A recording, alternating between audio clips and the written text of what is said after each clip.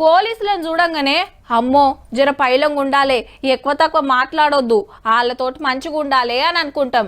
గట్లనే వాళ్ళు ఏదన్నా చెప్పినా సరే సారు, మంచిది సారు, అట్లనే సారు అని తలకాయ ఊపుతారు. అయితే గాడేమైందంటే పట్నంలా దొంగ పోలీసులు మోపైండ్రు, జర పైలముండుండ్రి. బోయినపల్లిలా గీ అక్కను ఉత్తగానే బోర్లేసి పడైండ్రు.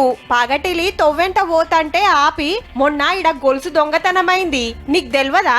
మెడలకెళ్ళి తీసి బ్యాగ్లో పెట్టుకో అన్నారట ఇద్దరు. పోలీసులు చెప్పినాక ఈయనకుంటే ఎట్లా? మళ్ళేమన్నా అయితే వాళ్ళ కాడికే పోయేదాయే. సరే సారని గొలుసు తీసి బ్యాగ్లో పెట్టబోతే ఓ అమ్మ అట్లా కాదు ఇడితే అని తీసుకొని ఓ పేపర్లో చుట్టినట్టు వేసి ఈమె బ్యాగ్లో పెట్టి చిన్నగా జారుకున్నారట. జరైనాక చూస్తే బంగారం గయాబ్. మనిషి పెట్టినాక పైన పెట్టిన అది పడిపోతే మళ్ళీ మాట్లాడుకోవస్తారు కదా అని అన్నాడు వాడు.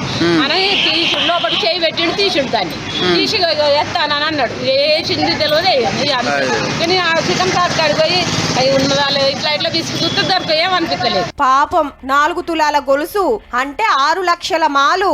సీక్రెట్ కెమెరాలు చూసి దొంగ పోలీసులను పట్టుకునే పనులున్నారు ఒరిజినల్ పోలీసులు. దేవుడని నమ్మితే దయ్యమై పట్టిండంటే గిదే కావచ్చు. గట్లనే మీకెవడన్నా మస్కా కొట్టగల జర చూసుకోండ్రి.